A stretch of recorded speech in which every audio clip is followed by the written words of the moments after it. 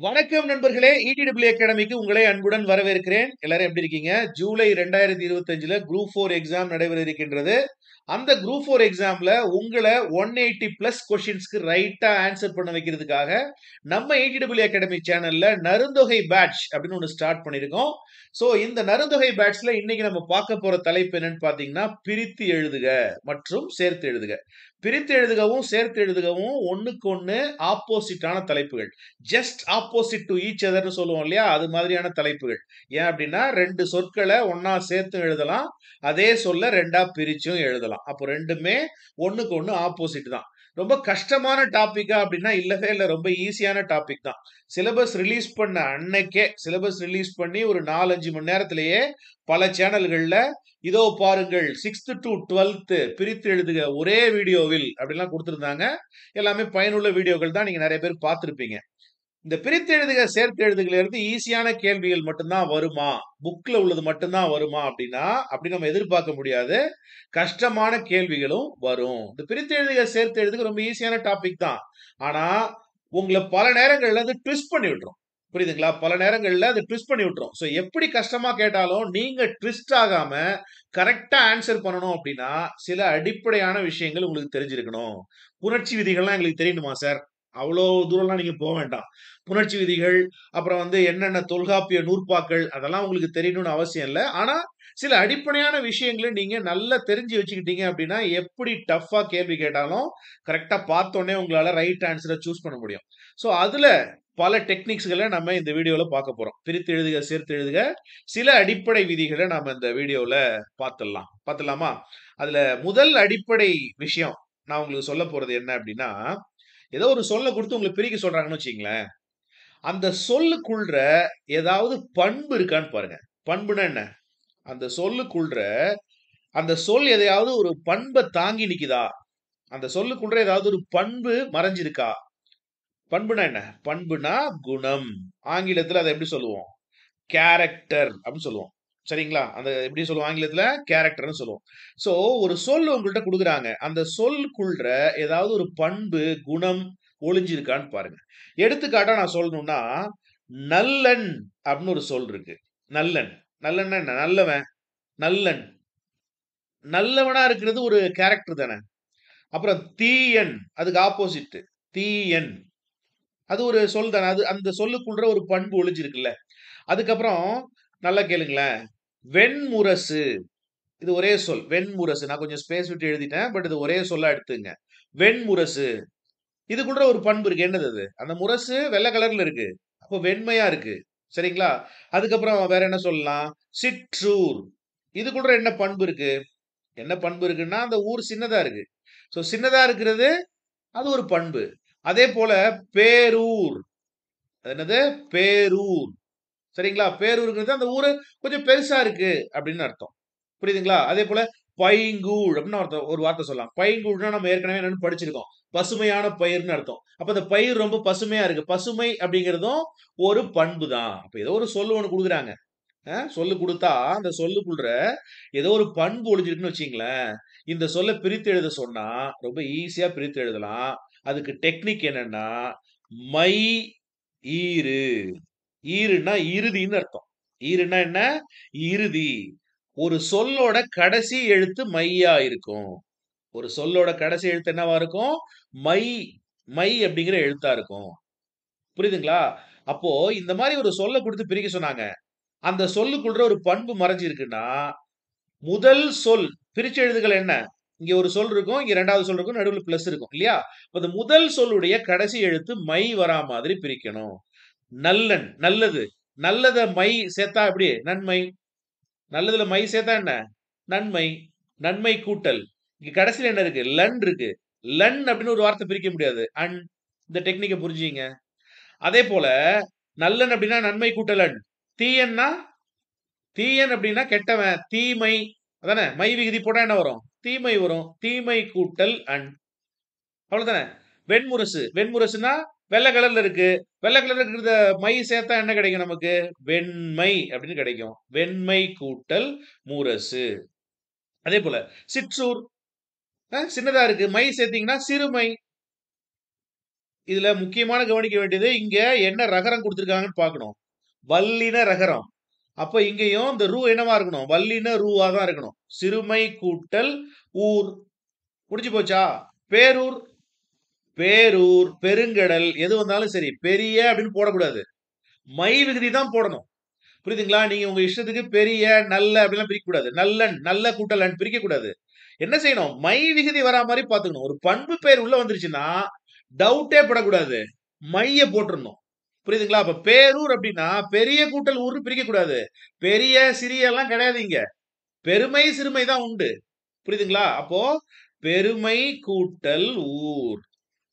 புரியுதா? இது மாதிரி நிறைய சொல்லலாம். அதே மாதிரி இதை சேர்த்து எழுத சொல்றாங்கன்னு வச்சுங்களேன். நன்மை கூட்டலன் சேர்த்து எழுத சொன்னா என்ன செய்யணும்? நல்லன்னு எழுதணும். புரியுதுங்களா? நீங்க அப்படியே ஆப்போசிட்டா யோசிச்சுக்கணும். தீமை கூட்டல் அன் அப்படின்னு எழுத சொன்னா தீயன் அப்படின்னு எழுதணும்.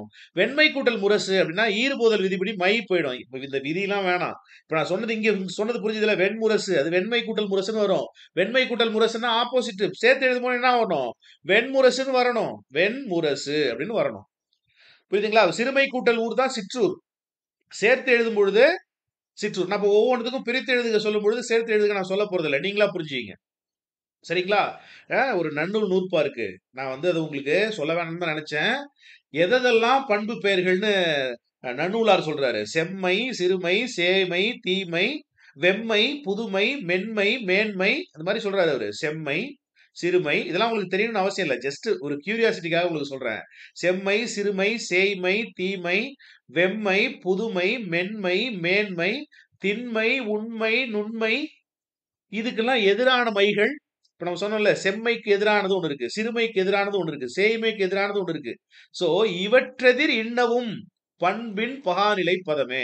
இப்படிலாம் வந்துச்சுன்னா அது பண்புன்னு சொல்றாப்ல. புரியுதுங்களா நண்பர்களே உங்களுக்கு? இதெல்லாம் வந்துச்சுன்னா அதுக்கு பேர் என்ன? பண்புன்னு சொல்றாரு. மேற்கொண்டு சில எக்ஸாம்பிள்ஸ் பார்த்துடலாமா? ஏன்னா ரொம்ப டீட்டெயில்டா படிச்சிருது நல்லது. இப்ப வெண்முரசு பார்த்தோம். அதே மாதிரி வெண்பட்டு. நான் வந்து ஒரு புக் வச்சிருக்கேன். அந்த புக்ல இருந்து கேள்வி கேட்கறதுக்கு வாய்ப்பு அதிகம். சோ அந்த புக்ல உள்ள எக்ஸாம்பிள் தான் நான் உங்களுக்கு கொடுக்குறேன். சோ வெண்பட்டுங்கிறது வெண்மை கூட்டல் பட்டு. அதே மாதிரி வெண்குடைன்னு கொடுத்தா வெண்மை கூட்டல் குடை. செம்மலர். செம்மலர் அப்படிங்கிறது செம்மை கூட்டல் மலர். பெருங்கடல். என்னது? பெருங்கடல். இது பெரிய கூட்டல் கடலா இல்ல பெருமை கூட்டல் கடலா? பெரிய எல்லாம் இங்க கிடையாதுங்க. பெருமை தான் உண்டு. மை விகுதி தான் உண்டு. சோ பெருமை கூட்டல் கடல். சரிங்களா? ரைட். இப்ப நல்லன் அப்படின்னு பார்த்தா நன்மை கூட்டல் அன்னு பிரிச்சோம். அதே போல உங்களுக்கு பெரியன்னு கொடுக்குறாங்கன்னு வச்சுங்க.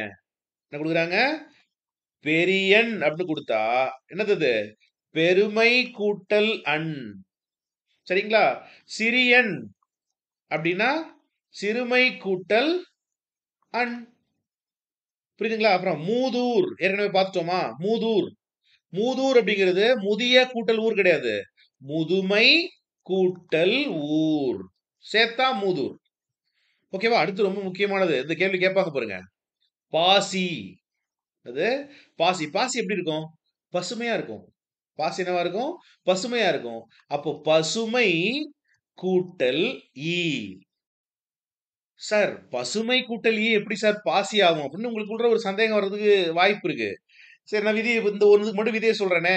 ஈறுபோதல் விதிப்படி மை போயிடும். எப்பொழுதுமே மை எப்படி தெரியுமா காலியாகும்? அந்த விதிக்கு பேரு ஈறுபோதல் அப்படின்னு பேரு. சரிங்களா? இப்போ பசு கூட்டல் ஈன்னு இருக்கு. ஈங்கிறது உயிர் எழுத்தா? உயிர்வரின் உக்குரல் மெய்வீட்டோடுன்னு ஒரு விதி இருக்கு. சூங்கிறது என்ன எப்படி பிரியும்? இச்சி கூட்டல் ஊன்னு பிரியும். சரிங்களா? இச்சி கூட்டல் ஊ பிளஸ் ஈன்னு இருக்கு. ஈங்கிறது உயிர் எழுத்து. உயிர்வரின் உக்குரல் மெய்வீட்டோடும் இந்த ஊ போயிடும். மெய்வீட்டோடனா என்ன? இச்சி கூட்டல் ஊ தான். ஊ இந்த இச்சை விட்டுட்டு ஓடிடும். மெயினா என்ன? மேல புள்ளி வச்ச எழுத்து. சரிங்களா? இப்போ இச்சிக்கு பக்கத்துல ஈ இருக்கு. இது என்ன ஆகும்னா ப இச்சி கூட்டல் ஈ. மெய்யும் உயிரும் ஒன்னா சேர்ந்துரும். பசின்னு வரும். ஆதி நீடல். ஆதி நீடல்னா என்ன? இந்த முதல் எழுத்து நீண்டுரும். முதல் எழுத்து நீண்டா பங்கிறது பாவா மாறும். பாசி. இப்படி எல்லாத்துக்கும் விதி இருக்கு. ஆனா நீங்க விதியெல்லாம் தெரிஞ்சுக்க வேண்டாம். புரியுதுங்களா? விதியெல்லாம் தெரிஞ்சுக்க வேணாம். உங்களுக்கு கியூரியாசிட்டி இருந்துச்சு அப்படின்னா என்கிட்ட சொல்லுங்க. நான் ஒரு 4 நாள் கழிச்சு அப்படி இந்த விதிகள் எல்லாம் எக்ஸ்பிளைன் பண்ணி உங்களுக்கு அழகா ஒரு வீடியோ ஒன்று தரேன். யாருக்கு தேவையோ அவங்க மட்டும் பார்த்துக்கோங்க. சரிங்களா? எனக்கு ஒரு 30, 40 ரிக்வெஸ்ட் வந்துச்சு அப்படின்னா, நான் நிச்சயமா போடுறேன். அதே மாரி முன்னாடி மொழி ஆல்பம் ரிக்வெஸ்ட் வந்துச்சு. மொழி ஆல்பம் வீடியோ ரெடி ஆயிட்டு இருக்கு. நாளைக்கு நாளான்னைக்கு அப்படியே அந்த வீடியோக்கள் வெளிவரும். ஓகேவா? சோ பாசி அப்படிங்கிறது பசுமை கூட்டல் ஈ. ஓகே. அப்படியே வரலாம். பைங்கொடி. கவனிங்க. முன்னாடி பைங்கூழ் பார்த்தோம் இல்லையா? இப்போ பைங்கொடி. பைங்கொடி அப்படின்னு வந்தா பசுமையான கொடின்னு அர்த்தம். பைங்கூழ் அப்படின்னா பசுமையான கூழ்னு அர்த்தம். அதே போல பைந்தார். பைந்தார்னா பசுமையான தார். தார்னா மாலைன்னு அர்த்தம். தார்னா என்ன அர்த்தம்? மாலைன்னு அர்த்தம். அப்போ பைந்தாருங்கிறது பசுமை கூட்டல் தார். பைங்கொடிங்கிறது பசுமை கூட்டல் கொடி. சோ இது மாதிரி சொல்லிக்கிட்டே போலாம் நண்பர்களே. இது மாதிரி சொல்லிட்டே போலாம். ஓகேவா? அதுல முக்கியமான ஒண்ணு என்னன்னு பாத்தீங்கன்னா வெற்றிலை. வெற்றிலை. வெற்றிலை. இதுவும் பாத்தீங்கன்னா வெத்துடா. டேய் வெத்து இலைடா அது. அப்படின்னா என்ன அர்த்தம்? ஒண்ணுமே இல்ல இதுல. வெத்தா இருக்கிறதுங்கிறது ஒரு பண்பு தானே. அப்போ வெறுமை. வெறுமை கூட்டல் இலை. வெந்நீர். என்னது? வெந்நீர். சரிங்களா? அங்க கவனிங்க. கொஞ்சம் நிதானமாவே போவோம். ரொம்ப ஃபாஸ்ட்டா போய் ஒண்ணும் பிரயோஜனம் இல்ல. வெந்நீர். வெந்நீர்னா என்ன அர்த்தம்? சூடா இருக்கு. அப்ப சூடா இருந்தா வெம்மை. வெம்மை கூட்டல் நீர். இது மாதிரி சொல்லிட்டே போலாம். செங்கோல். செம்மை கூட்டல் கோல். என்னது? செங்கோலுங்கிறது என்ன? செம்மை கூட்டல் கோல். செந்தமிழ். செம்மை கூட்டல் தமிழ். என்னது? செந்தமிழ். செந்தமிழ்ங்கிறது செம்மை கூட்டல் தமிழ். இப்ப நான் இன்னொன்னு சொல்லணும் உங்களுக்கு. தீந்தமிழ். செந்தமிழ் செம்மை கூட்டல் தமிழ். இங்கதான் நீங்க மாட்டுவீங்க. அப்போ தீந்தமிழ் தீமை கூட்டல் தமிழா? தமிழ போய் யாராவது தீமைன்னு சொல்லுவாங்களா? சொல்ல மாட்டாங்கல்ல. அப்போ தீந்தமிழ் அப்படின்னா அதுக்கான மீனிங் தெரியணும். இனிமையான தமிழ்னு அர்த்தம். இனிமையான தமிழ் அப்படின்னா தீம் அப்படின்னு ஒரு சொல் இருக்கு. மீனிங்க புரிஞ்சுக்கிட்டு நம்ம பிரிச்சு எழுத தெரியணும். சோ ரெண்டாவது டெக்னிக் மீனிங்க புரிஞ்சுக்கிட்டு இதுதான் ரெண்டாவது டெக்னிக். மீனிங்க புரிஞ்சுக்கிட்டு பிரிச்சு எழுதணும். தீந்தமிழ் செந்தமிழ செம்மை கூட்டல் தமிழ். செம்மையான தமிழ். தீந்தமிழ் அப்படிங்கிறது தீம் கூட்டல் தமிழ். தீம் கூட்டல் தமிழ். தீம் அப்படின்னா இனிமையான அப்படின்னு அர்த்தம். தேன் தமிழ்ங்கிறது தேன் போன்ற தமிழ். தேன் கூட்டல் தமிழ்னு பிரிச்சு போடலாம் அத. தீந்தமிழ்ங்கிறது தீம் கூட்டல் தமிழ். அதே போல மீனிங்க புரிஞ்சுக்கிட்டு பிரிக்கணும் அப்படிங்கிறதுக்கு இன்னொரு எக்ஸாம்பிள் இருநிலம். இருநிலம்ங்கிறது இரண்டு நிலம் கிடையாது. இருநிலம் அப்படின்னா பெரிய நிலம்னு அர்த்தம். நல்லா கேளுங்க. இரும் கூட்டல் நிலம். சரிங்களா? அதே போல இரும்போந்து. இரும்போந்துனா பெரிய பனை மரம்னு அர்த்தம். போந்துனா என்ன? பனை. அப்ப இரும்போந்துங்கிறது இரும் கூட்டல் போந்து அப்படின்னு பிரிக்கணும். சரிங்களா? இங்க கவனிங்களேன். இருதிணை. இப்போ இத வந்து இரும் கூட்டல் திணைன்னு பிரிக்கலாமா? பிரிக்க கூடாது. இரண்டு திணைகள். உயர்திணை, அக்ரிணை. அப்ப இங்க என்ன மீனிங்? இரண்டு கூட்டல் திணை. புரியுதுங்களா? அப்ப மீனிங்க புரிஞ்சுங்க. என்ன புரிஞ்சுக்கிறீங்க? மீனிங்க புரிஞ்சுக்க போறீங்க. புரியுதுங்களா? இதான் ரெண்டாவது டெக்னிக். ஃபர்ஸ்ட் டெக்னிக் பண்பு இருக்கா பாருங்க. பண்பு இருந்தா மைய போட்டு பிரிச்சிருங்க. மை போட்டு பிரிச்சிருங்க. ஒரு படத்துல செந்தில் பயணி பயணின்னு வித்துட்டு வருவார்ல அந்த மாதிரி பிரிக்க சொல்ல உங்களை. இங்க சொல்றது மை போட்டு பிரிச்சிருங்க. ரெண்டாவது கவனமா இருங்க. இது மாதிரி மீனிங்கும் வரும். மீனிங் வந்துச்சுன்னா அத மீனிங்க வச்சு பிரிங்க. இருதிணைங்கிறது இரண்டு கூட்டல் திணை. இருநிலம்ங்கிறது இரும் கூட்டல் நிலம். இதெல்லாம் மீனிங்க வச்சு பிரிச்சுக்கோங்க. புரியுதா? ரைட். இப்ப நான் இதை எங்க சார் போய் பிராக்டிஸ் பண்றது? இப்ப நீங்க சொல்லிட்டு போறீங்க. நான் எங்க பிராக்டிஸ் பண்றது? டெஸ்ட் பேட்ச் மாணவர்களுக்கு டெஸ்ட் பேட்ச் ஃபோல்டர்ல இருக்கு. ஸோ இது வந்து டெஸ்ட் பேட்ச் இன்ட்ரோடக்ஷனுக்காக தான் வீக் இது. இன்னும் நிறைய பேர் ஜாயின் பண்றதுக்காக இந்த வீக். நீங்க ஜாயின் பண்ணல இன்னும் அப்படின்னா வீடியோட டிஸ்கிரிப்ஷன் பாருங்க. நருந்தொகை பேட்ச் உடைய வீடியோ லிங்க் கொடுத்துருக்கேன். பிளஸ் ஒரு பிடிஎஃப் ஓட லிங்க் கொடுத்துருக்கேன். நீங்க அந்த வீடியோவை பார்த்தும் பேட்சோட டீடைல்ஸ் தெரிஞ்சுக்கலாம். பிடிஎஃப் பார்த்தும் தெரிஞ்சுக்கலாம். இப்போ இந்த பிரித்தெழுதுக சேர்த்து எழுதுக நீங்க பயிற்சி பண்றதுக்காக திருத்தப்பட்ட திருத்தப்பட்ட ரெண்டு விஷயங்களை ரெண்டு பிரித்தெழுதுக பிடிஎஃப்களை இந்த வீடியோட டிஸ்கிரிப்ஷன்ல தரேன். அங்க போய் நீங்க பிராக்டிஸ் பண்ணுங்க. சோ இந்த டெக்னிக்குகளை ஞாபகம் வச்சுக்கிட்டு அதை நீங்க படிக்கணும். சும்மா குருட்டா போக்குல போய் படிக்கக்கூடாது. மனப்பாடம் பண்ணக்கூடாது. இந்த டெக்னிக் நான் சொல்லித்தரேன் இல்லையா? இந்த டெக்னிக்குகளை ஃபாலோ பண்ணிக்கிட்டு நீங்க என்ன செய்யணும்? அந்த டிஸ்கிரிப்ஷன்ல உள்ளதை போய் படிக்கணும். இன்னும் வீடியோ முடியல. இன்னும் நிறைய டெக்னிக்ஸ் இருக்கு. பார்க்கலாமா ஒவ்வொன்னா? அடுத்த டெக்னிக் போலாம். அடுத்த டெக்னிக் நம்ம பார்க்க போறது என்ன அப்படின்னு பாத்தீங்கன்னா பூப்பெயர் புணர்ச்சி. அடுத்த டெக்னிக் நம்ம பார்க்க போறது என்ன? பூப்பெயர் புணர்ச்சி. இல்ல பூப்பெயர் வேணாம், திசை பெயர் பார்த்துருவோம். ஸோ மூணாவது நம்ம பார்க்க போறது திசை பெயர் புணர்ச்சி. சரிங்களா? அந்த மாதிரி எழுதி நடத்துறது தான் நல்லதுன்னு நான் நினைக்கிறேன். ஸோ உங்களுக்கு ரொம்ப ஸ்லோவா போற மாதிரி இருந்துச்சுன்னா நீங்க வீடியோட ஸ்பீடை 1.25xோ இல்லை 1.5xலயோ வச்சு பாருங்க. திசை பெயர்கள் என்னென்ன? கிழக்கு, மேற்கு, வடக்கு, தெற்கு. நான் வடக்குல இருந்து ஸ்டார்ட் பண்றேன். வடக்கு அப்படிங்கிற ஒரு திசை பெயர் கூட எது சேர்ந்தாலும் சரி இந்த இக்கும் கூவும் போயிடும். எடுத்துக்காட்டு வடக்கு கூட்டல் கிழக்கு அப்படின்னு வச்சுங்க. சார்ஜ் போட்டு வந்துடுறேன். பேட்டரி சார்ஜ் இல்ல, சார்ஜ் போட்டு வரேன். சோ வடக்கு கூட்டல் கிழக்கு. இப்போ இந்த மாதிரி ரெண்டு சொல் புணரும் பொழுது, புணருதுன்னா சேர்றது, சேரும் பொழுது ஃபர்ஸ்ட்ல இருக்குல்ல, இதுக்கு பேரு நிலைமொழின்னு பேரு. ஏன்னா அது நிலையா நிக்குது. வந்து சேர்ற சொல் என்ன? கிழக்கு. அப்ப இதுக்கு பேரு வருமொழின்னு பேரு. சரிங்களா? இதெல்லாம் பேசிக்கான விஷயம், ஞாபகம் வச்சுங்க. நம்ம இதை அடிக்கடி யூஸ் பண்ணுவோம். ஸோ இது மாதிரி வடக்கு கூட்டல் கிழக்கு, இந்த வடக்குங்கிற திசை பேர் வந்துச்சுனாலே இந்த இக்கும் கூவும் போயிடும். போன பிறகு என்ன வரும்? வடகிழக்கு அப்படின்னு தான் வரும். ரொம்ப ஈஸி தான். அதே போல வடக்கு கூட்டல் மேற்கு, வடமேற்கு. வடக்கு கூட்டல் வேங்கடம். வேங்கடங்கிறது என்ன? திருப்பதி இருக்குல்ல, வடக்கு கூட்டல் வேங்கடம், வடவேங்கடம். ஓகேவா? வடக்கு கூட்டல் வேங்கடம், வடவேங்கடம். புரியுதுங்களா? இந்த மாதிரி இது புணரும் பொழுது என்ன ஆகும்? இந்த இக்கும் கூவும் போயிடும். சரிங்களா? அதுக்கப்புறம் குடக்குன்னு ஒரு வார்த்தை இருக்கு தெரியுமா? வடக்கு குடக்கு ரெண்டு திசையும் ஒண்ணு கிடையாது. ஆனா காமனா இருக்கிறது என்ன? இக்கும் கூவும். காமனா இருக்கிறது என்ன? இக்கும் கூவும் காமனா இருக்கு. ஓகேவா? குடக்கு கூட்டல் திசை இஸ் ஈக்குவல் டு, குடக்கு திசை கிடையாது, குட திசை. என்ன டெக்னிக்? வடக்குல இக்கும் கூவும் போடுச்சுல, அந்த மாதிரி இந்த இக்கும் கூவும் போயிடும். குடதிசை. அதே போல குணக்கு. குடக்குன்னா என்னங்க? குடக்குன்னா மேற்குன்னு அர்த்தம். குடக்குன்னா என்ன? மேற்கு அப்படின்னு அர்த்தம். குணக்குன்னா என்ன? குணக்குன்னா கிழக்குன்னு அர்த்தம். நல்லா கேளுங்க. வடக்கும் குடக்கும் ஒரே திசை கிடையாது. வடக்குங்கிறது வடக்கு திசை, குடக்குங்கிறது மேற்கு திசை. அதே மாதிரி குணக்குங்கிறது என்ன திசை? குணக்குங்கிறது கிழக்கு திசை. ஆனா மூணுக்கு காமனா என்ன இருக்கு? இக்கும் கூவும். அந்த இக்கும் கூவும் போனுச்சுன்னா இது குணதிசை அப்படின்னு மாறும். குண திசை. சோ வடக்கு குடக்கு குணக்கு இதுல எல்லாத்துலயுமே இக்கும் கூவும் போயிடும். உங்களுக்கு இந்த வடக்கு கூட்டல் கிழக்கு வடகிழக்குன்னு தெரியும். வடக்கு கூட்டல் மேற்கு வடமேற்குன்னு உங்களுக்கு நல்லாவே தெரியும். ஆனா இத சொல்றதுக்காகத்தான் இந்த டெக்னிக் நான் எடுத்து வந்தேன். குடக்கு கூட்டல் திசை குடக்கு திசை கிடையாது, குடதிசை. குணக்கு கூட்டல் திசை குடக்கு திசை கிடையாது, குணக்கு திசை கிடையாது, குணதிசை. இதை நீங்க தெரிஞ்சுக்கணும். ஓகேவா? அடுத்து வேற என்ன திசை பெயர் இருக்கு? வேற தெற்கு கூட்டல் கிழக்கு இப்படின்னு வச்சீங்களேன். இது எப்படி புணரும்? இந்த கூ போயிடும். இந்த இரு என்னவா மாறும்? இன்னா மாறிடும். அப்ப இது தென்கிழக்கு. தென்கிழக்கு பூங்காற்றே இருக்கு இல்லையா? அந்த தென்கிழக்கு. ஓகேவா? அதே போல தெற்கு கூட்டல் மேற்கு அப்படிங்கிறது தென்மேற்கு.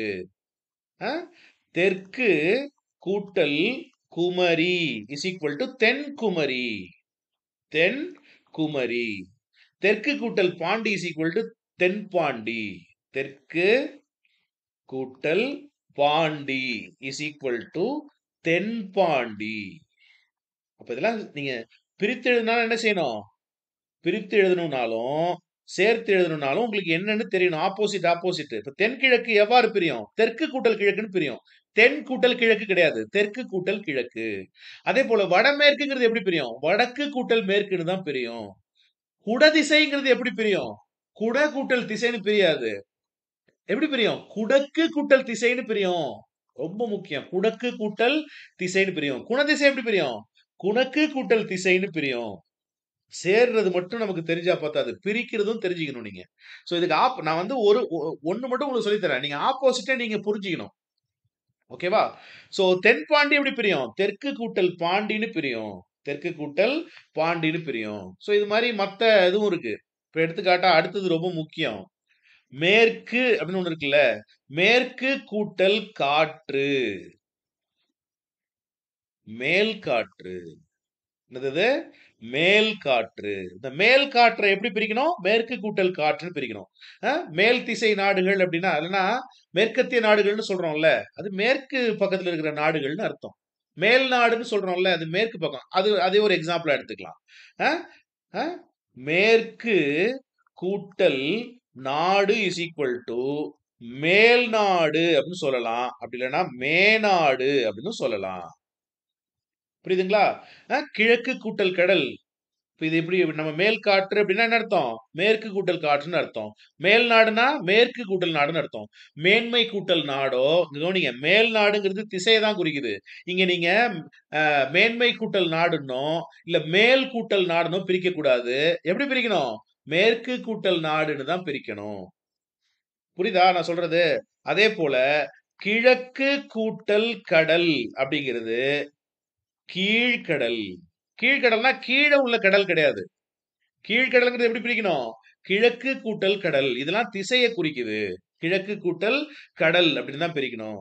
அதே போல கிழக்கு கூட்டல் நாடு அப்படிங்கிறத சேர்த்தா கீழ்நாடுன்னு வரும். கீழ்நாடு இது பண்பு கிடையாது. கீழ்நாடுங்கிறது திசை. இப்ப கீழ்நாடு அப்படிங்கிறது எப்படி பிரிக்கணும்? கிழக்கு கூட்டல் நாடு அப்படின்னு பிரிக்கணும். கிழக்கு கூட்டல் நாடு அப்படின்னு பிரிக்கணும். இந்த கிழக்கு கூட்டல் நாடுல இந்த இக்கும் கூவும் போயிடுது. ழ ஈழா மாறிடுது. ழ ஈழா மாறிடுது. இதுக்கும் ஒரு விதி இருக்கு. திசையோடு திசையும் பிறவும் சேரின் நிலையீற்று உயிர்மை அப்படின்னு சொல்லிட்டு போவோம். அது என்னது? கவ்வொற்று நீங்களும் ரகரம் நனவாக திரிதலும் ஆம் பிறன்னு சொல்லிட்டு ஒரு விதி இருக்கு. அந்த விதி நமக்கு இப்போ தேவையில்லை. ஓகேவா? ரைட். அடுத்தது நம்ம பார்க்க போறது என்னன்னா, இப்ப திசை பெயர் பார்த்தாச்சா? ஒரு தடவை நல்லா திரும்பவும் ரீவைண்ட் பண்ணி ஒரு தடவை நல்லா பார்த்துக்குங்க. கொஞ்சம் அவசரமா தான் போறேன். அடுத்து நம்ம பார்க்க போற புணர்ச்சி எதுன்னு பார்த்தீங்கன்னா, பூ பெயர் புணர்ச்சி. நம்ம பார்க்க போறது என்ன? பூ பெயர் புணர்ச்சி. இந்த பூ பெயர் புணர்ச்சி படிக்கணும்னா உங்களுக்கு இன எழுத்துகள் பத்தி தெரியும். என்னது? இன எழுத்துகள். இன எழுத்துகள். அத பத்தி உங்களுக்கு நல்லா தெரிஞ்சிருக்கணும். ஓகேவா? இக்குக்கு இனமான எழுத்து எது? அதாவது ஒரு வல்லின எழுத்துக்கு இனமானது எதுன்னு பார்த்தீங்கன்னா, அதனுடைய மெல்லினம் வரும். இக்குக்கு இனமான எழுத்து இங்கு. இதெல்லாம் நம்ம தனியா படிக்க போறோம் அப்புறமா. இப்ப ஜஸ்ட் தெரிஞ்சுக்கங்க. அதே போல இச்சுக்கு இனமான எழுத்து இஞ்சு. இத்துக்கு இனமான எழுத்து எதுன்னு பார்த்தீங்கன்னா, இந்து. ஒரு வல்லின எழுத்துக்கு இனமானது அதோட மெல்லினம்னு சொல்லுவாங்க. சரிங்களா? இப்புக்கு இனமான எழுத்து இம்மு. ஓகே. சோ வல்லின மெய்களுக்கு இனமானது அதுக்கு பக்கத்துல வர மெல்லின மெய்கள். கசட தபர வல்லினம், எரள வழல இடையினம், ஞஞன நமன மெல்லினம் நம்ம சொல்றோம் இல்லையா? அது நமக்கு நல்லா தெரிஞ்சிருக்கணும். இன எழுத்துக்கள் தெரிஞ்சிருக்கணும். இன எழுத்துக்கள் தெரிஞ்சிருச்சு அப்படின்னா, இந்த பூப்பெயர் புணர்ச்சி அப்படிங்கிறது நமக்கு ரொம்ப ஈஸி. எடுத்துக்காட்டா நான் ஒண்ணு சொல்லட்டுமா? பூங்கொடி. என்னது? பூங்கொடி. இந்த இங்கெல்லாம் விட்டுறணும். இது எப்படி தெரியுமா பிரிக்கணும்? பூ கூட்டல் கொடி அப்படின்னு பிரிக்கணும். அப்படியே ஆப்போசிட்டா நான் அப்படி எடுத்து வரேன். பூ கூட்டல் சோலை. இது நான் பிரிச்சு எழுதுறேன். இப்ப சேர்த்து எழுதுறேன். பூ கூட்டல் சோலை. சோ அப்படிங்கிறது வல்லின வரிசையில வர எழுத்து. க, ச, த, ப. கசட தபர தான். இருந்தாலும் நீங்க இந்த கசதப மட்டும் தான் எடுத்துப்போம் எப்பொழுதுமே. இந்த கசதப இந்த வரிசையில இப்ப இந்த சோ அப்படிங்கிறது ச வரிசை. ஒரு பூ அப்படிங்கிற ஒண்ணுக்கு பிறகு பூங்கிற எழுத்துக்கு பிறகு பூங்கிறது நிலைமொழியா இருக்கு. வருமொழியில முதல் எழுத்து என்னவா இருக்குன்னு பாத்தீங்கன்னா வல்லின வரிசை எழுத்தா இருக்கு. சோங்கிறது என்ன? ச வரிசை எழுத்து. இப்படி இருந்துச்சுன்னா இந்த சோ உடைய அதாவது இந்த இந்த சோங்கிறது என்ன? இச்சு. இச்சுடைய இனமான எழுத்து என்ன? இஞ்சு. அதுதான் வரும். பூஞ்சோலைன்னு வரும். நான் சொல்றது புரிஞ்சுக்க முடியுதா உங்களால? ஆ? பூப்பெயர் இங்க வருது நிலைமொழியில. வருமொழியில கசதப வரிசை எழுத்துக்கள் வரும் பொழுது எந்த வரிசை வருதோ அதற்கு இன எழுத்து முன்னாடி வரும். சோவுக்கு இனமான எழுத்து இஞ்சு. இச்சுக்கு இனமான எழுத்து இஞ்சின்னு நம்ம படிச்சோம், ஞாபகம் இருக்கா? இச்சுக்கு இனமான எழுத்து இஞ்சின்னு படிச்சோம். அப்போ சோவுக்கு முன்னாடி என்ன வரும்? இஞ்சி வந்துடும். பூஞ்சோலை. இப்ப பூஞ்சோலை எப்படி பிரிக்கணும்? பூஞ்சை கூட்டல் சோலைன்னு பிரிக்க கூடாது. பூப்பெயர். அப்போ பூ கூட்டல் சோலைன்னு பிரிக்கணும். அதே போலதான் பூந்தோட்டம். தா வரிசை எழுத்துக்கு இனமான எழுத்து இந்து. இந்த தூக்கிடணும். எப்படி பிரிக்கணும்? பூ கூட்டல் தோட்டம் அப்படின்னு பிரிக்கணும். அதே போலதான் பூம்பாவாய் அப்படின்னு வச்சுக்கங்க. பூம்பாவாய் அப்படின்னா இது எப்படி பிரிக்கணும்? இத பா வரிசை எழுத்துக்கு முன்னாடி அதுக்கு இனமான இம் வந்திருக்கு, அதை தூக்கிடணும்.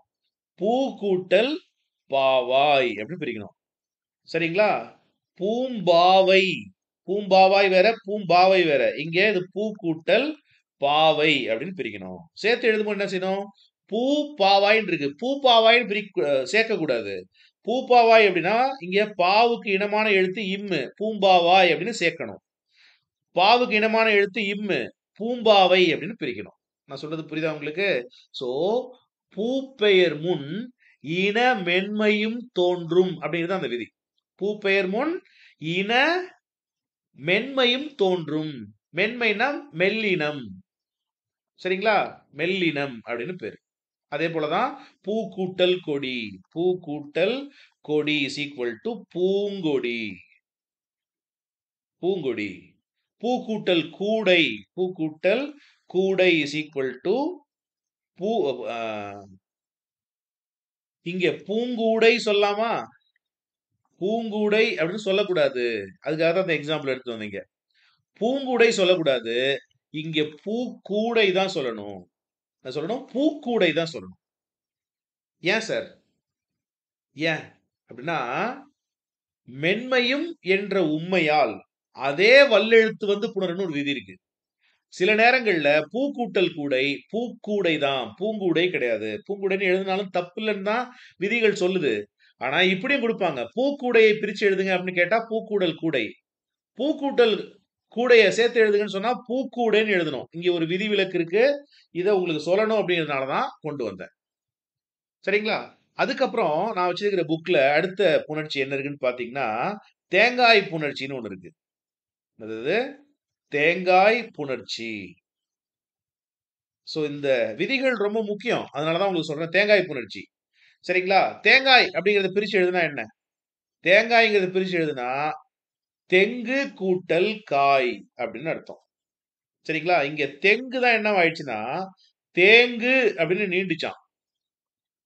அப்புறம் கூ அப்படிங்கிற உயிரெழுத்து கெட்டு என்னவாகுதான்? தேங்காய் ஆணுச்சான். கூ கெட்டுச்சுன்னா என்ன அர்த்தம்? தேங்கு மட்டும் இருக்கும். தேங்கு கூட்டல் காய் தேங்காய் அப்படின்னு வரும். இப்போ தேங்காய் புணர்ச்சியும் ரொம்ப முக்கியம். அடுத்த விதி என்னன்னு பாத்தீங்கன்னா தனிக்குறில் முன் ஒற்று. அடுத்த விதி என்ன? தனிக்குறில் முன் ஒற்று அப்படிங்கிற ஒரு புணர்ச்சி விதி இருக்கு. ரொம்ப ஈஸிங்க, கவனிங்க. கண் கூட்டல் ஒளி அப்படின்னு இருக்குன்னு வச்சுங்களேன். இங்க எங்க சார் தனிக்குறில் முன் ஒற்று அப்படிங்கிற விதி வருது? நல்லா கேளுங்க. கண்ணுங்கிறது இந்த இன்னு ஒற்று தானே. இன்னுங்கிறது என்ன? ஒற்று எழுத்து. ஒற்றுனா மெய். சரிங்களா? இக்கு இங்கு இச்சு இஞ்சிலாம் வருதுல, அதெல்லாம் மெய் எழுத்துக்கள். அது மாதிரி இன்னு. இந்த இன்னுக்கு முன்னாடி என்ன இருக்கு? குறில் எழுத்து இருக்கு. தனிக்குறில் இருக்கு. காங்கிறது தனிக்குறில், தனியா உள்ள ஒரு குறில் எழுத்து. கண் தனிக்குறில், தனிக்குறிலுக்கு முன்னாடி ஒற்று. தனிக்குறிலுக்கு முன்னாடி ஒற்று. முன்னாடினா இதுக்கு முன்னாடி இல்ல, தனிக்குறிலுக்கு முன்னாடி, தனிக்குறிலுக்கு முன் ஒற்று இருக்கு. இது வந்து எதுன்னு பாத்தீங்கன்னா நிலைமொழி. வருமொழியில் என்ன இருக்குன்னு பாருங்க. வருமொழியில உயிரெழுத்து வருது. தனிக்குறில் முன் ஒற்று, இங்க உயிரெழுத்து வருது. தனிக்குறில் முன் ஒற்று உயிர் வரின் இரட்டும் அப்படின்னு ஒரு விதி இருக்கு. இரட்டும்னா என்ன? சிம்பிள். கண் அப்படின்னு ஏற்கனவே இருக்கா? இதுல எது மெய் எழுத்து? இன் மெய் எழுத்தா? அது இரட்டும். இரட்டும்னா இன்னொரு இன் வரும், கூட்டல் ஒளி. இப்ப இன்னுங்கிறது மெய்யு, ஓங்கிறது உயிர். மெய்யினா என்ன அர்த்தம்? மெய்யினா உடல்னு அர்த்தம். உடல் மேல் உயிர் வந்து ஒன்றுவது இயல்பே அப்படிங்கிறது படி இது கண்ணொளி அப்படின்னு மாறும். புரிஞ்சுதா? இன்னு கூட்டல் ஓ என்ன? நோ. இன்னு கூட்டல் ஓ என்ன? நோ. கண்ணொளி. புரியுதா உங்களுக்கு? தனிக்குறில் முன் ஒற்று உயிர்வரின் இரட்டும். இன்னொரு எக்ஸாம்பிள் சொல்றேன் கேளுங்க. இன்னொரு எக்ஸாம்பிள் என்ன சொல்றேன்னா புக்ல உள்ளதே தான் சொல்றேன். மண் கூட்டல் ஓசை. நல்லா கவனிங்க. மாங்கிறது தனிக்குறில். தனிக்குறிலுக்கு பக்கத்துல ஒற்று வந்திருக்கு. ஆப்போசிட்ல உயிர் எழுத்து வந்திருக்கு. தனிக்குறில் முன் ஒற்று உயிர்வரின் இரட்டும். எது இரட்டும்? இந்த ஒற்று இருக்கு பாருங்க, ஒற்று இரட்டும். அப்போ மண் அப்படிங்கிறது ரெண்டு இன்னாகும். மண் ஓசை அப்படின்னு வரும். அப்போ என்ன ஆகுது? இந்த இன்னும் ஓவும் சேர்ந்த பிறகு நோ அப்படின்னு ஆயிடும். அப்ப இது என்னவாகுதுன்னா மண்ணோசை அப்படின்னு ஆயிடுது. இங்க ஒரு எக்ஸாம்பிள் எழுதுமா? அஹ்? கல் கூட்டல் அதர். கல்லதர். ஏன்? தனிக்குறில் முன் ஒற்று. இங்க உயிர் வந்திருக்கு. வந்துச்சுன்னா இரட்டும். இது ஸ்கூல் புக்ல இருக்கு. கல்லதர் அப்படின்னு மாறும். எப்படி? இங்க 2 இல் வந்துரும். இந்த இல்லும் ஆவும் சேர்த்துச்சுன்னா இல்ல கல்லதர். இது ஸ்கூல் புக்ல இருக்கு. இதுக்கு நிறைய பேர் என்கிட்ட டவுட் கேட்டிருந்தீங்க. சோ கல்லதர் அப்படிங்கிறது. சோ இது வந்து தனிக்குறில் முன் ஒற்று உயிர்வரின் இரட்டும் அப்படிங்கிற விதி. இது ஒரு அடிப்படையான விதி. அடுத்து உங்களுக்கு என்ன தெரிஞ்சிருக்கணும்? இந்த பல சிலங்கிற வார்த்தைகள் இருக்குல்ல, அது உங்களுக்கு நல்லா தெரிஞ்சிருக்கணும். ஓகே, பல சில அப்படிங்கிற அந்த சொற்கள் கூட இன்னொரு சொல் வந்து சேரும் பொழுது அது எப்படி சேரும் அப்படிங்கறத பார்க்கலாம். பார்க்கலாமா? இப்ப இப்படி கேக்குறாங்கன்னு வச்சுங்களேன். பல பல பிரித்து எழுதுக. பல பல பிரித்து எழுதுகன்னா ரொம்ப ஈஸி. பல கூட்டல் பல. அவ்வளவுதான். அதே போல சில கூட்டல் சில, சில கூட்டல் சில, அதான் சில சில. இப்படி கொடுக்குறாங்க. சில சில என்பதை பிரித்து எழுதுங்க அப்படின்னு கேக்குறான்னு வச்சுங்களேன். சில சில பிரித்து எழுதுக அப்படின்னு சொன்னா சில கூட்டல் சில அலவுடு. சில நேரத்துல எப்படி கேட்பாங்கன்னா பல பல என்பதை பிரித்து எழுதுங்கன்னு கேட்பாங்க. அதுக்கும் என்ன ஆன்சர்? பல கூட்டல் பல. எப்படி கேட்பாங்க? சில சில பிரித்து எழுதுங்கன்னு கேட்பாங்க. சில கூட்டல் சில. கவனிங்க, நான் அப்புறமா அந்த பாயிண்ட் சொல்றேன். ஓகேவா? இப்படி கேட்பாங்க. பலர் பல பிரித்து எழுதுங்கன்னு கேட்பாங்க. இதுக்கும் என்ன? பல கூட்டல் பல. அதே போல சிலர் சில, என்னது? சிலர் சில பிரித்து எழுதுங்கன்னு கேட்பாங்க. இதுக்கும் என்ன? சில கூட்டல் சில. சார், இப்போ ஒரு கேள்வி வருது சார். பல பல பிரித்து எழுதுக அப்படின்னு கேட்டாக்க நான் பல கூட்டல் பலன்னு எழுதிடுறேன் சார். சேர்த்து எழுதுக கேள்வியில பல பல என்பதை சேர்த்து எழுதுக அப்படின்னு கொடுத்துட்டு ஆப்ஷன்ல பலப்பளவும் வருது, பலபலவும் வருது, பலர்பலவும் வருது. நான் சொல்றது புரியுதா? பல பல பல பல அப்படிங்கிறத கவனிங்களேன். கேள்வி இப்படி வருது. கேள்வி வந்து எப்படி வருதுன்னா, கவனிங்க. கேள்வி வந்து பல கூட்டல் பல சேர்த்து எழுதுக அப்படின்னு கேள்வி வருது.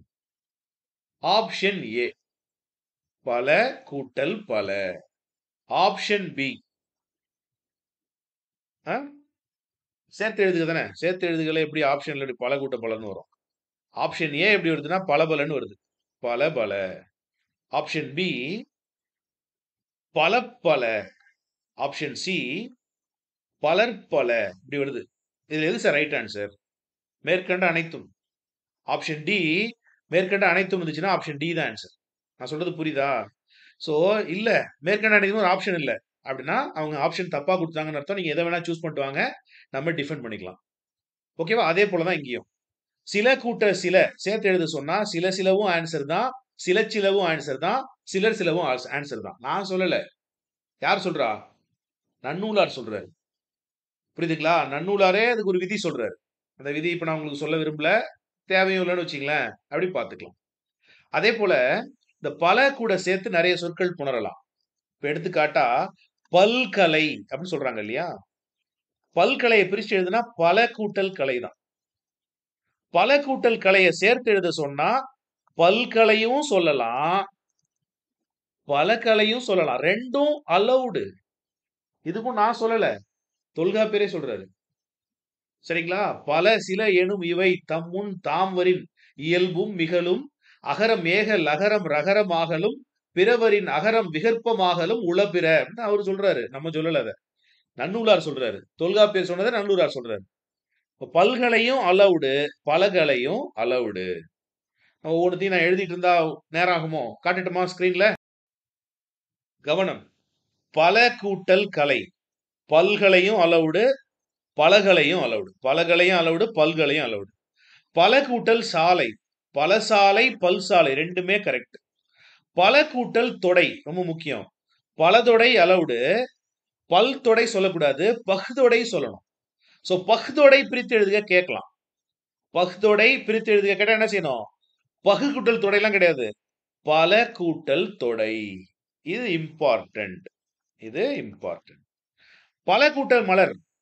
பல மலர்னு சொல்லலாம், பல்மலர் சொல்லக்கூடாது, பன்மலர். இந்த இந்த ல என்னவாகும்? லகரம் நகரமா மாறலாம்.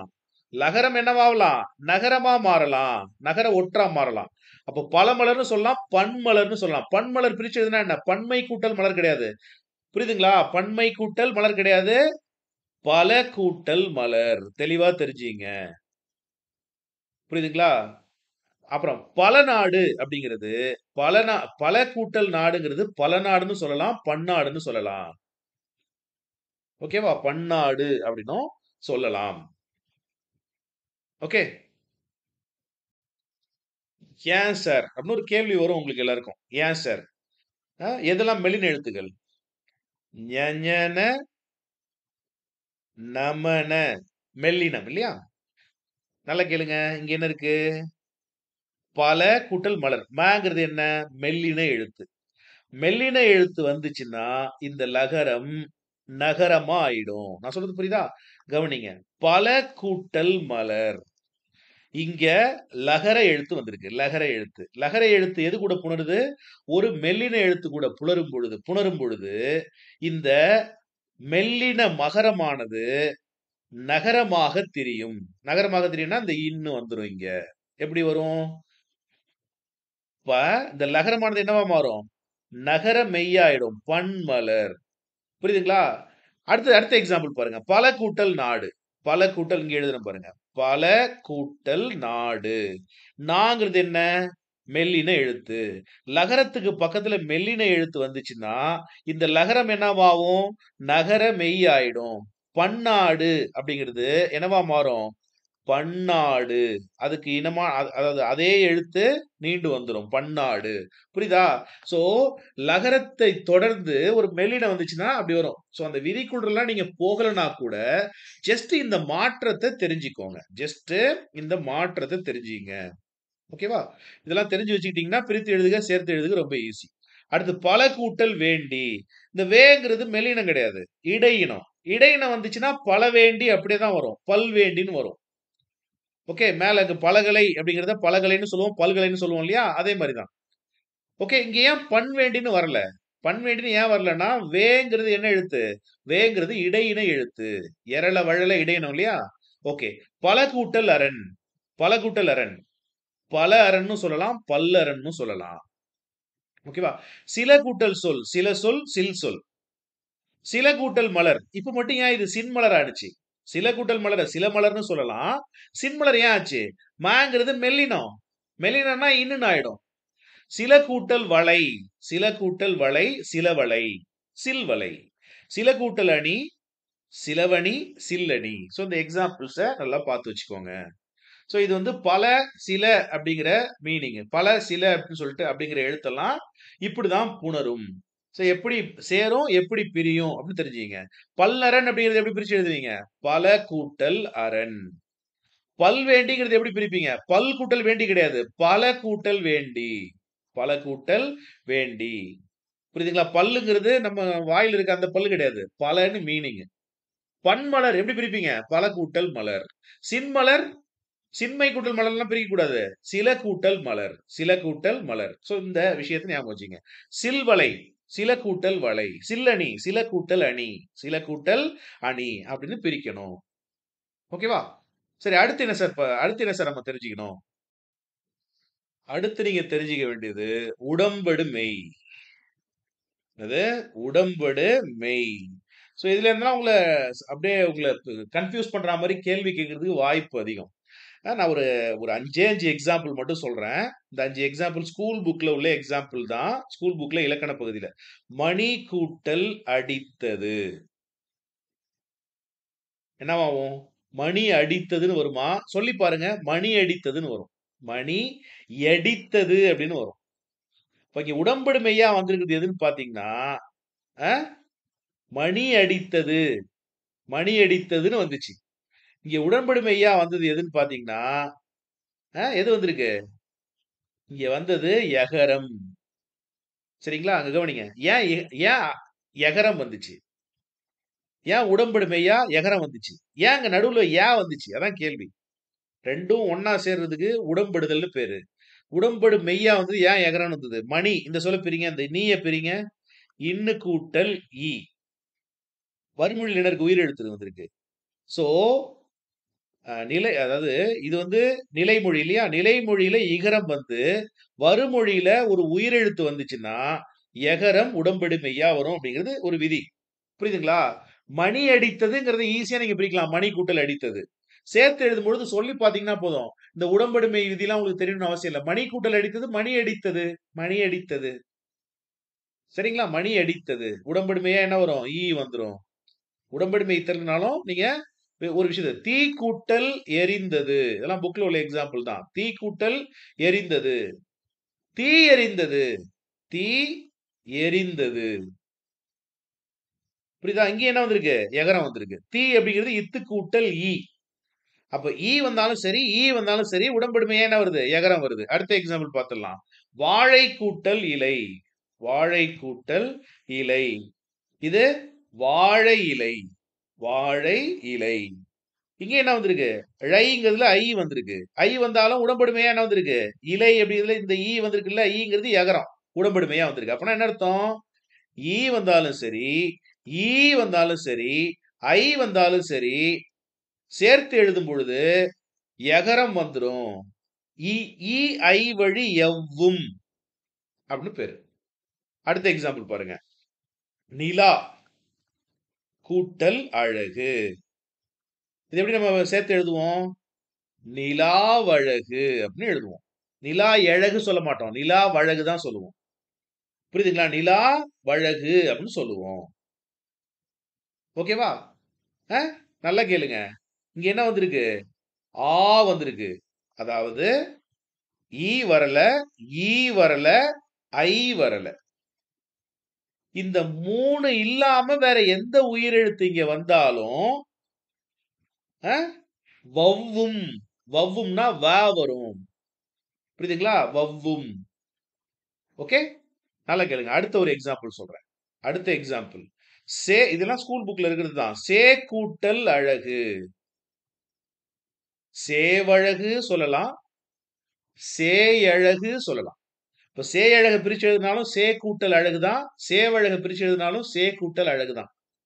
இப்ப நல்லா கவனிங்க. சேங்கிறதுல எப்படி முடியுது? ஏ. சேங்கிறது என்ன? இச்சி கூட்டல் ஏ. அப்போ ஏ வந்துச்சுன்னா வாவும் உடம்படுமையா வரும், யாவும் உடம்படுமையா வரும். சோ இந்த விதி என்ன? இ ஈ ஐ வழி எவ்வும். ஏனை உயிர் வழி வவ்வும். இல்ல இல்ல ஏனை உயிர் வழி ஏனை உயிர் வழி வவ்வும்.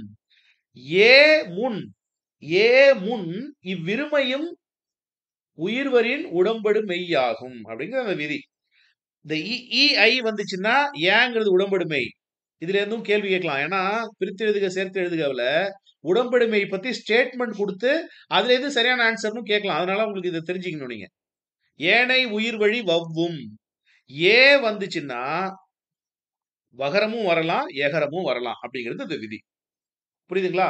இது மாதிரி நிறைய புணர்ச்சி விதிகள் இருக்கு. இது மாதிரி விதிகளை நீங்க தெரிஞ்சுக்கிட்டு அதுக்கப்புறமா நீங்க நீங்க வந்து பிரித்து எழுதுக, சேர்த்து எழுதுக படிக்கும் பொழுது உங்களுக்கு ஈஸி. இன்னும் 2 விஷயத்த உங்களுக்கு சொல்லிடுறேன் இந்த வீடியோல. நான் எனக்காக இந்த வீடியோ முடிக்கணும், சீக்கிரமா முடிக்கணும் அப்படிலாம் இல்ல. நீங்க நல்லா ஆழமா தெரிஞ்சுக்கணும். அதனால அந்த வீடியோவை எக்ஸ்டெண்ட் பண்ணி போறேன். ஓகேவா? சோ கடைசி வரைக்கும் முழுமையா பாருங்க. அடுத்தது நம்ம பார்க்க போறது ரொம்ப முக்கியமான ஒரு விதிங்க. அது என்னன்னா, லகர லகர மறுபடியும் எழுதுறேன். அழிச்சிட்டு எழுதுறேன்.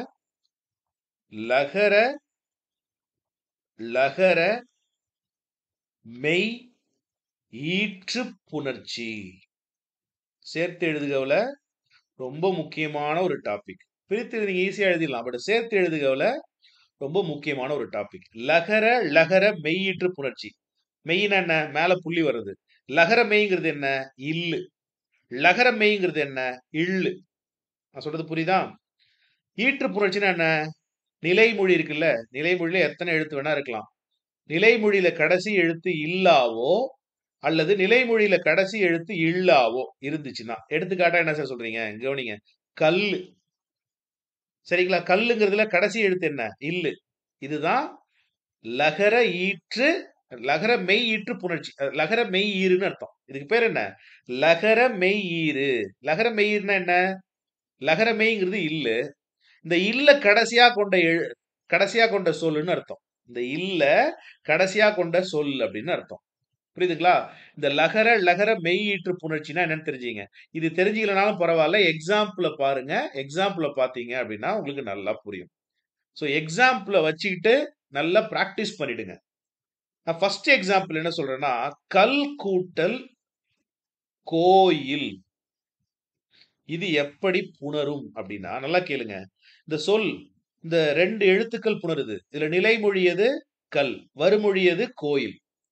நிலைமொழினா முதல்ல உள்ள சொல். வருமொழினா 2வது உள்ள சொல். வருமொழினா என்ன? 2வது உள்ள சொல். இதை ஞாபகம் வச்சுங்க. நிலைமொழியில கடைசி எழுத்து என்ன? இல்லு. வருமொழியில முதல் எழுத்து என்னவா இருக்கு?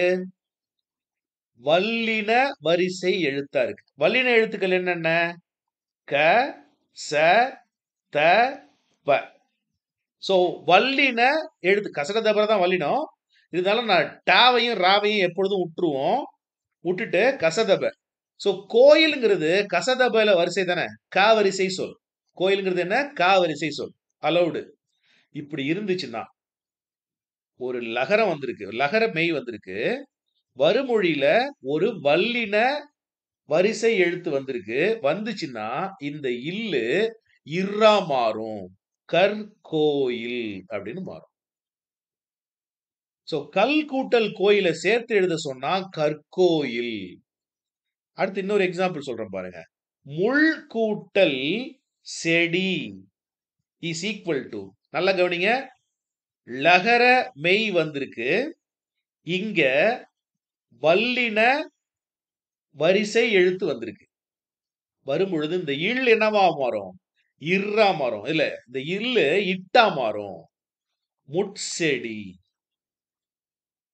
முட்செடி. இதுக்கு நிறைய விதிகள்லாம் இருக்கு. அந்த விதிகள்லாம் நீங்க தெரிஞ்சுக்க வேணாம். ஏன்னா இந்த விதியோட பேரே என்னன்னா, இது வந்து வேற்றுமை தொடராக இருக்கும் பட்சத்தில் அப்படிலாம் ஒரு வார்த்தை இருக்கு. பட் அதெல்லாம் நீங்க தெரிஞ்சுக்க வேணாம். இப்போதைக்கு இது மட்டும் தெரிஞ்சுங்க. கல் கூட்டல் கோயில் கற்கோயில், முள் கூட்டல் செடி முட்செடி. சரியா? என்ன விதி? லகர மெய்யில முடியுது. வருமொழியில வல்லின வரிசை வருது. ஓகேவா? அடுத்த எக்ஸாம்பிள் பாருங்க. அடுத்த எக்ஸாம்பிள் பாருங்க. கால் கூட்டல் பெரிது. கால் கூட்டல் பெரிது. இத நாம எப்படி மாத்துறது? இது என்ன வரிசை?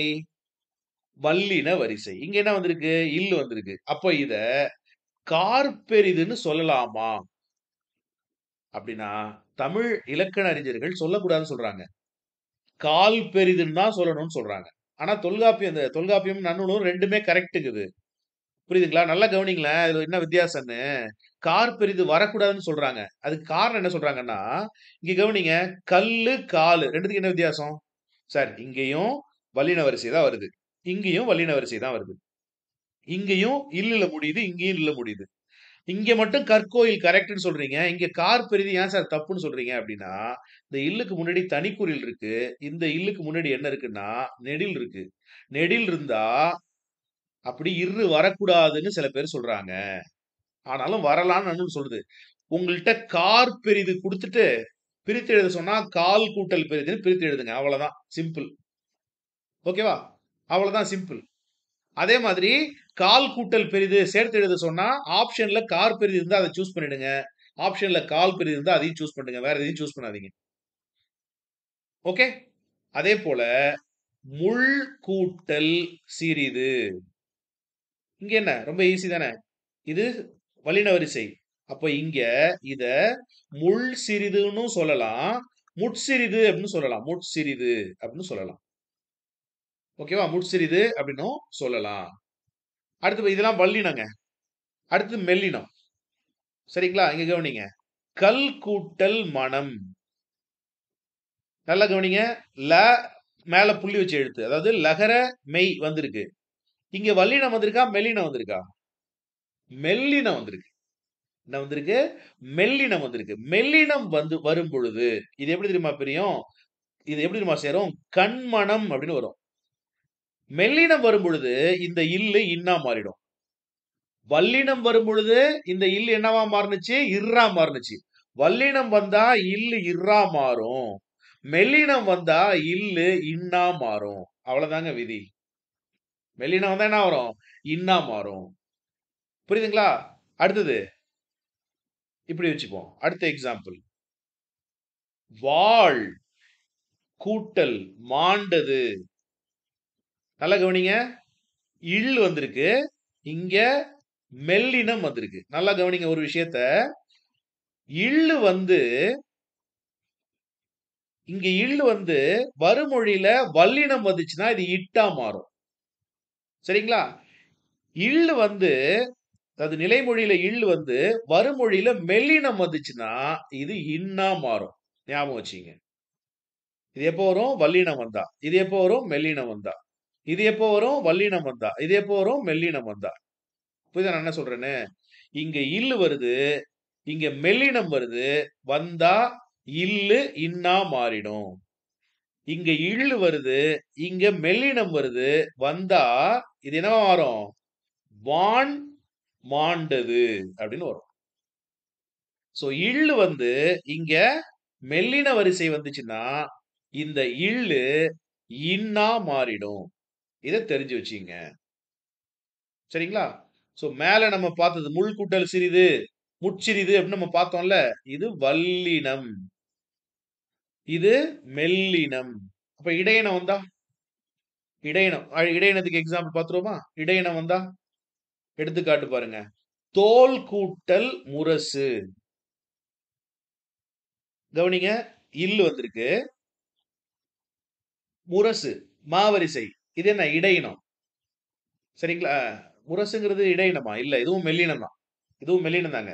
மெல்லினம் வந்தா என்ன செய்யணும்? இல்லு என்னவா மாறும்? இன்னுன்னு மாறும். தோன் முரசு. சரிங்களா? அடுத்து பாருங்க. முள் கூட்டல் மலர். மாங்கிறது மெல்லினம் தானே. மெல்லினம்னா என்ன வரும்? இந்த இல்லு இன்னா மாறும். அப்போ முன்மலர் அப்படின்னு மாறும். முன்மலர் அப்படின்னு மாறும். புரியுதுங்களா உங்களுக்கு? அடுத்தது எரள வழல இடையினம். எரள வழல இடையினம். அதுக்கு போலாம். கொல் கூட்டல் யானை. எரள வழல இடையினம். இங்க இல்லு வந்திருக்கு. ஒண்ணுமே ஆகாது. கொல் யானைன்னு வந்துரும். கொல் யானை அப்படின்னு வந்துரும். கள் கூட்டல் வழிந்தது. எரள வழல இடையினம் தானே. ஒண்ணுமே ஆகாது. இந்த இல்லு அப்படியே வந்துரும். கள் வழிந்தது. புரியலன்னா மறுபடியும் ஒரு தடவை பாருங்க. நிச்சயமா புரியும். சரிங்களா? வில் கூட்டல் வளைத்தான். வில் வளைத்தான். தோல் கூட்டல் வலிமை. தோல் வலிமை. அப்படியே புரியும். சரிங்களா? இதுக்கான புணர்ச்சி விதி என்ன? ல ல வேற்றுமையில் ரடவும் அல்வழி அவற்றோடு உறழ்வும் வலிவரின் ஆம் அப்புறம் மெலி மேவின் நனவும் இடைவரின் இயல்பும் சொல்லிட்டு அந்த விதி போகும். சோ இது வரைக்கும் பார்த்த இந்த தொகுப்பை ஞாபகம் வச்சுக்கிட்டு அதுக்கப்புறமா நீங்க பிரித்து எழுதுகவ படிச்சீங்க அப்படின்னா அது உங்களுக்கு எளிமையா இருக்கும். அமுதென்று. அமுது கூட்டல் என்று. செம்பயிர். செம்மை. இங்க பண்பு ஒளிஞ்சிருக்கு. அப்ப செம்மை கூட்டல் பயிர். செந்தமிழ். பண்பு ஒளிஞ்சிருக்கு. செம்மை கூட்டல் தமிழ். பொய்யகற்றும். இதெல்லாம் என்ன? உடலோடு உயிர் வந்து ஒன்றுவது இயல்பு. இயல்பு புணர்ச்சி. எடுத்துக்காட்டாங்க பாருங்க. அமுது கூட்டல் என்று. உயிர் வந்தால் உக்குரல் மெய்விட்டோடும். தூங்கிறது ஊ குரல் வருதா? ஊங்கிற ஒளி வருதா? உயிர் வந்தா அந்த ஊங்கிற இது மெய்விட்டோடும். மெய்விட்டோடும்னா அந்த தூ என்னவாகும்? இத்த விட்டுட்டு ஓடிடும். ஊ ஓடிடும். இத்து கூட்டல் ஏ தே. அமுதென்று. புரிஞ்சு போச்சா? தெளிவா சொல்லணுமா? கவனிங்க. அமுது கூட்டல் என்று. இங்க உயிரெழுத்து வந்திருக்கு. இந்த தூங்கிறது என்ன? இத்து கூட்டல் ஊ. உயிர் வந்தா மெய்ய விட்டுட்டு இந்த ஊ ஓடி போயிடும். இத்தும் ஏவும் சேர்ந்தா தே. சோ அமுதென்று அப்படின்னு ஆனிச்சு. அதே போலதான் இங்க பொய் அகற்றும்ங்கிறது பொய் கூட்டல் அகற்றும். இது வந்து அந்த விதி இல்ல. பொய் அகற்றும்ங்கிறது பொய் கூட்டல் அகற்றும். என்ன விதி இது? தனிக்குறில் முன் ஒற்று உயிர்வரின் இரட்டும் அப்படின்னு ஒரு விதி பார்த்தோம்ல. பொய் போங்கிறது தனிக்குறில் முன் ஒற்று, ஈங்கிறது ஒற்று, அதற்கு முன் உயிர் வந்திருக்கு. உயிர் வந்தா இரட்டும். இரட்டும்னா என்ன அர்த்தம்? இன்னொரு ஈ வரும். இந்த ஈயும் ஆவும் சேர்ந்துச்சுன்னா பொய் அகற்றும். சரிங்களா? அப்புறம் இடது வடது அதெல்லாம் என்ன ஆகும்? இடது வலதுலாம் இடது வலது அதை நான் உங்களுக்கு சொல்லி தரல, இப்ப சொல்றேன் கேளுங்க. இடது அப்படிங்கிறதுல தூ போயிடும். ஓகேவா? இதோடைய ஒற்று மிகும். அப்ப இடப்புறம். இடப்புறம் அப்படிங்கிறது இடது கூட்டல் புறம், வலப்புறம்ங்கிறது வலது கூட்டல் புறம். சீரிழமை இது வந்து இயல்பு புணர்ச்சி தான். சீர் கூட்டல் இளமை. இந்த இரும் ஈவும் சேர்ந்துச்சுன்னா ரீன்னு வரும். ஸோ இந்த பேக்ரவுண்டோட இதை படிங்க. இந்த பிடிஎஃப் நான் உங்களுக்கு டிஸ்கிரிப்ஷன்ல கொடுக்குறேன். டெஸ்ட் பேட்ச் மாணவர்களுக்கு உங்களுக்கு அங்க இருக்கு. எங்க இருக்குன்னா டெஸ்ட் பேட்ச் ஃபோல்டர் ஸ்டடி மெட்டீரியல்ல இருக்கு. ஓகேவா? இந்த வீடியோ உங்களுக்கு பயனுள்ளதாக இருந்திருக்கும் நம்புறேன். மீண்டும் உங்களை அடுத்த வீடியோவில் சந்திக்கிறேன் நண்பர்களே. நடுவுல உங்களுக்கு ஒரு சின்ன ஒரு ஸ்ட்ரக் வரலாம். ரீவைண்ட் பண்ணி மறுபடியும் பாருங்க. அது உங்களுக்கு ரொம்ப நல்லா புரிஞ்சிடும். ஓகேவா? மீண்டும் சந்திப்போம். இந்த விஷயங்களோடு இதை நீங்க படிச்சுக்கோங்க. நல்லா கேளுங்க. உங்களை நான் கைட் பண்ணுவேன். 100% கைட் பண்ணுவேன். எதை படிக்கணும், எப்படி படிக்கணும் எல்லாம் சொல்லி தருவேன். ஆனா படிக்க வேண்டியது யாரு? படிக்க வேண்டியது நீங்க தான். நிச்சயமா டைம் ஸ்பெண்ட் பண்ணியே ஆகணும். சார் நான் வேலைக்கு போறேன். நான் ஒரு நாளைக்கு எவ்வளவு சார் டைம் போடணும் அப்படின்னு நீங்க என்ன காலைல கூட ஒரு மாணவர் வீடியோல கமெண்ட்ல கேட்டிருந்தாரு. நண்பர்களே, முழுக்க 8ல இருந்து 12 மணி நேரம் படிச்சுட்டு இதையே வேலையா வச்சுக்கிட்டு இதுதான் டிஎன்பிஎஸ்சிக்கு படிக்கிறது தான் என்னோட ஒரே வேலை, ஒரே குறிக்கோள் அப்படின்னு சொல்லிட்டு இங்க ஆயிரக்கணக்கான மாணவர்கள் படிச்சுட்டு இருக்காங்க. நீங்க வேலைக்கு போயிட்டு வந்தாலும் சரி, வேலைக்கு போறனாலும் சரி, நீங்க யாரு கூட போட்டி போட போறீங்க? ரொம்ப நேரம் இதுக்கு ஸ்பெண்ட் பண்ண போறவங்களோட தான் போட்டி போட போறீங்க. அப்ப அவங்க கூட போட்டி போடணும் அப்படின்னா, அப்ப அவங்க வந்து அவங்களே சுயமா இந்த மாதிரி நோட்ஸ் எடுத்து, அவங்களே இந்த விதிகள் எல்லாம் தேடி படிச்சு, அவங்க ஒரு நாளைக்கு 8 மணி நேரம் செலவு பண்றாங்கன்னா, இந்த கைடன்ஸோட அட்லீஸ்ட் நீங்க ஒரு 5ல இருந்து 6 மணி நேரம் டைம் போடணும். நான் சொல்றது புரியுதா? நீங்க எவ்வளவு நேரம் போடணும்? வேலைக்கு போயிட்டு வரேன் சார், நான் உங்களோட கைடன்ஸ் ஃபாலோ பண்றேன் சார் அப்படின்னாலும் நீங்க ஒரு நாளைக்கு 5 மணி நேரம் படிக்கணும். ஒரு நாளைக்கு 5 மணி நேரம் என்னால ஒதுக்க முடியல சார். நாளைக்கு காலைல குரூப்ல நான் வாய்ஸ் நோட் போடுறேன். எப்படி டைம் ஒதுக்கணும்னு. அதுக்கு சில எக்ஸாம்பிள் என் கண் முன்னாடி ஜெயிச்ச டாக்டர், அவங்க பேரை சொல்லக்கூடாது, என் கூட தான் இப்போ வேலை செஞ்சுட்டு இருந்தாங்க, இப்போ இல்ல. அவங்களும் இந்த வீடியோவை பார்க்கறது வாய்ப்பு இருக்கு. அதனால அவங்க பேரை நான் சொல்ல விரும்பல. பட் அவங்க எப்படி ஜெயிச்சாங்க? அவங்க எப்படி ஒரு ஒரு காம்படிட்டிவ் எக்ஸாமை எப்படி ஜெயிச்சாங்க? ஒரு நாளைக்கு 8 மணி நேரம் கல்லூரியில வேலை செஞ்சுக்கிட்டு எப்படி அவங்களால டைம் ஒதுக்க முடிஞ்சது? ஸோ டைம் அலோகேஷன் எவ்வளவு முக்கியம், அதை எப்படி செய்யணும் அப்படிங்கிறத நாளைக்கு காலையில இல்லைன்னா நாளான்னைக்கு காலையில நான் குரூப்ல வாய்ஸ் நோட்டா போடுறேன். ஓகேவா? ஓகே, நல்லா படிங்க. நான் மறுபடியும் இப்போ உங்கள்ட்ட சொல்றது என்னன்னா, நான் கைடன்ஸ் கொடுப்பேன். நீங்க தான் நேரம் ஒதுக்கி படிக்கணும். நேரம் ஒதுக்கி படிச்சிடணும். சரிங்களா? மீண்டும் சந்திப்போம் நண்பர்களே. நன்றி, வணக்கம்.